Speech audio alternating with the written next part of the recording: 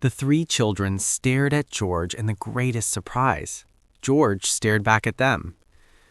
"What do you mean?" said Dick at last. "Kieran Island can't belong to you. You're just boasting." "No, I'm not," said George. "You ask Mother. If you're not going to believe what I say, I won't tell you another word more. But I don't tell untruths. I think it's being a coward if you don't tell the truth, and I'm not a coward." Julian remembered that Aunt Fanny had said that George was absolutely truthful, and he scratched his head and looked at George again. How could she be possibly telling the truth? "Well, of course we'll believe you if you tell us the truth," he said, "but it does sound a bit extraordinary, you know. Really, it does. Children don't usually own islands, even funny little ones like that." "It isn't a funny little island," said George fiercely. "It's lovely. There are rabbits there, as tame as can be, and the big cormorants sit on the other side, and all kinds of gulls go there. The castle is wonderful too, even if it is all in ruins." "It sounds fine," said Dick. "How does it belong to you, Georgina?" George glared at him and didn't answer. "Sorry," said Dick hastily. "I didn't mean to call you Georgina. I meant to call you George." "Go on, George. Tell us how the island belongs to you," said Julian, slipping his arm through his sulky little cousin's. She pulled away from him at once. "Don't do that," she said. "I'm not sure that I want to make friends with you yet." All right," said Julian, losing patience. "Be enemies or anything you like. We don't care, but we like your mother awfully, and we don't want her to think we won't make friends with you." "Do you like my mother?" said George, her bright blue eyes softening a little. "Yes, she's a dear, isn't she? Well, all right, I'll tell you how Kieran Castle belongs to me. Come and sit down here in this corner where nobody can hear us." They all sat down in a sandy corner of the beach. George looked across at the little island in the bay. She said, "It's like this. Years ago, my mother's people owned nearly all the land around here. Then they got poor and had to sell most of it, but they could never sell that little island because nobody thought it was worth anything, especially as the castle has been ruined for years." "Fancy nobody wanting to buy a dear little island like that," said Dick. "I'd buy it at once if I had the money." "All that's left of what Mother's family owned is our own house, Kieran Cottage, and a farm a little way off, and Kieran Island," said George. "Mother says when I'm grown up, it will be mine. She says she doesn't want it now either, so she's sort of given it to me. It belongs to me. It's my own private island, and I don't let anyone go there unless they get my permission." The three children stared at George. They believed every word George said, for it was quite plain that the girl was speaking the truth. Fancy having an island of your very own. They thought she was very lucky indeed. "Oh, Georgina, I mean George," said Dick. "I do think you're lucky. It looks such a nice island. I hope you'll be friends with us and take us there one day soon. You simply can't imagine how we'd love it." "Well, I might," said George, pleased at the interest she had caused. "I'll see. I never have taken anyone there yet, though some of the boys and girls round here have begged me to, but I don't like them, so I haven't." There was a little silence as the four children looked out over the bay to where the island lay in the distance. The tide was going out. It almost looked like they could wade over to the island. Dick asked if it was possible. "No," said George. "I told you, it's only possible to get to it by boat. It's farther out than it looks, and the water is very, very deep. There are rocks all about, too. You have to know exactly where to row a boat, or you bump into them. It's a dangerous bit of coast here. There are a lot of wrecks about." "Wrecks!" cried Julian, his eyes shining. "I say, I've never seen an old wreck. Are there any to see?" "Well, not now," said George. "They've all been cleared up. Except one, and that's the other side of the island. It's deep down in the water. You can just see the broken mast if you row over it on a calm day and look down into the water. That wreck really belongs to me too."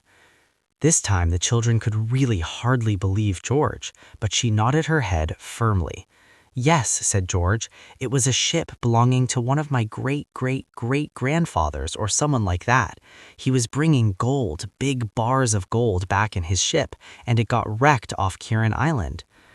"Ooh, what happened to the gold?" asked Anne, her eyes round and big. "Nobody knows," said George. "I expect it was stolen out of the ship. Divers have been down to see, of course, but they couldn't find any gold." Golly, this does sound exciting, said Julian. I wish I could see the wreck. Well, we might perhaps go this afternoon when the tide is all the way down. The water is so calm and clear today. We could see a bit of it. Oh, how wonderful, said Anne. I do so want to see a real live wreck. The others laughed. Well, it won't be very alive, said Dick. I say, George, what about a bathe? I must go and get Timothy first. George got up. Who's Timothy? Said Dick. Can you keep a secret? Asked George. Nobody must know at home. Well, go on. What's the secret? You can tell us. We're not sneaks. Timothy is my very greatest friend. I couldn't do without him, but Mother and Father don't like him, so I have to keep him in secret. I'll go fetch him. She ran off up the cliff path. The others watched her go. They thought she was the queerest girl they had ever known. Who in the world can Timothy be? Wondered Julian. Some fisher boy, I suppose, that George's parents don't approve of. The children lay back in the soft sand and waited. Soon they heard George's clear voice coming down from the cliff behind them. Come on, Timothy, come on. They sat up and looked to see what Timothy was like. They saw no fisher boy, but instead a big brown mongrel dog with an absurdly long tail and a big wide mouth that really seemed to grin. He was bounding all around George, mad with delight. She came running down to them. This is Timothy, she said. Don't you think he is simply perfect? As a dog, Timothy was far from perfect. He was the wrong shape. His head was too big, his ears were too pricked, his tail was too long, and it was quite impossible to say what kind of dog he was supposed to be. But he was such a mad, friendly, clumsy, laughable creature that every one of the children adored him at once. Oh, you darling, said Anne, and got a lick on the nose. I say, isn't he grand? Said Dick, and gave Timothy a friendly smack that made the dog bound madly all around him. I wish I had a dog like this, said Julian, who really loved dogs and had always wanted one of his own. Oh, George, he's fine. Aren't you proud of him?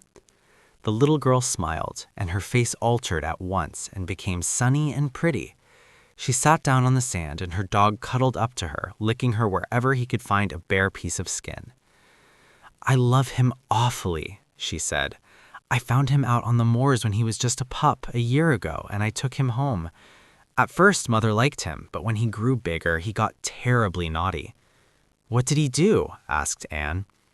Well, he's an awfully chewy kind of dog, said George. He chewed up everything he could. A new rug Mother had bought, her nicest hat, Father's slippers, some of his papers, and things like that. And he barked, too. I liked his bark, but Father didn't. He said it nearly drove him mad. He hit Timothy, and that made me angry, so I was awfully rude to him. Did you get spanked? Said Anne. I wouldn't like to be rude to your father. He looks fierce. George looked out over the bay. Her face had gone sulky again.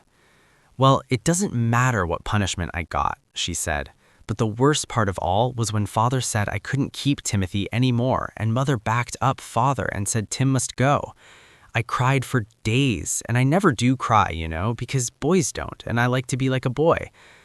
Boys do cry sometimes, began Anne, looking at Dick, who had been a bit of a crybaby 3 or 4 years back. Dick gave her a sharp nudge, and she said no more.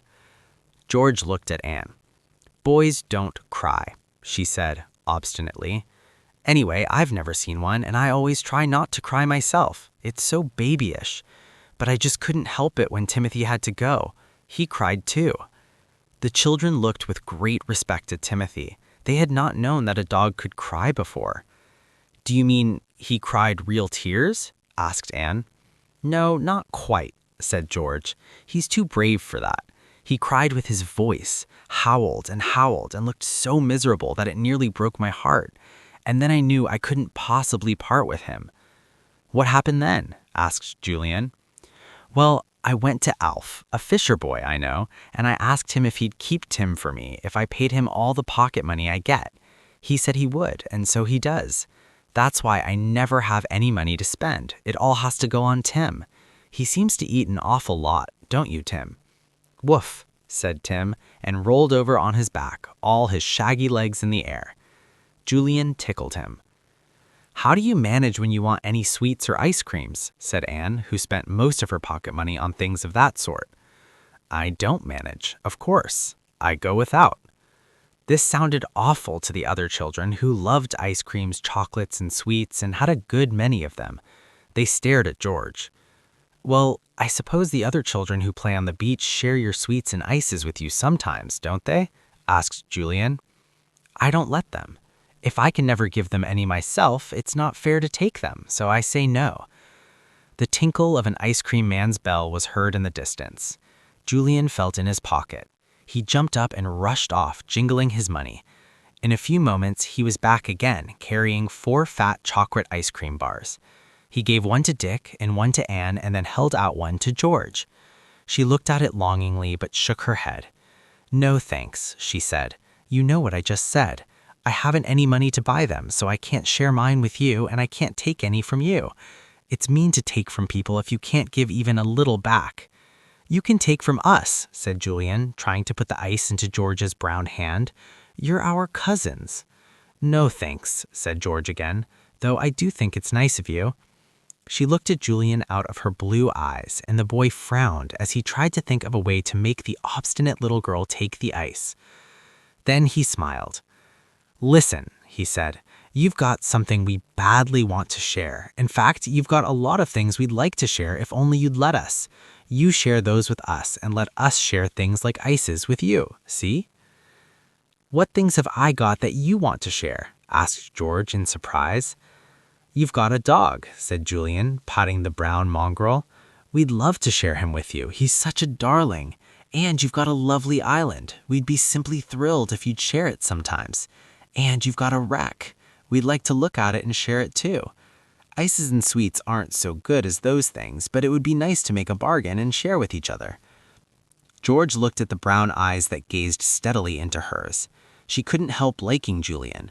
It wasn't her nature to share anything. She had always been an only child, a lonely, rather misunderstood little girl, fierce and hot-tempered. She had never had any friends of her own.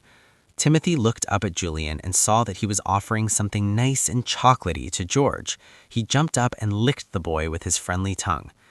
There you are, you see. Tim wants to be shared, said Julian with a laugh. It would be nice for him to have 3 new friends.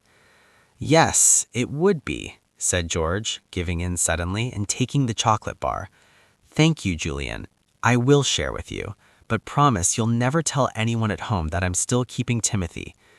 Of course we'll promise, said Julian, but I can't imagine that your father or mother would mind so long as Tim doesn't live in their house. How's the ice? Is it nice? Oh, the loveliest one I've ever tasted, said George, nibbling at it. It's so cold. I haven't had one this year. It's simply delicious. Timothy tried to nibble it too. George gave him a few crumbs at the end. Then she turned and smiled at the 3 children. You're nice, she said. I'm glad you've come after all. Let's take a boat out this afternoon and row round the island to have a look at the wreck, shall we? Rather, said all 3 at once, and even Timothy wagged his tail as if he understood.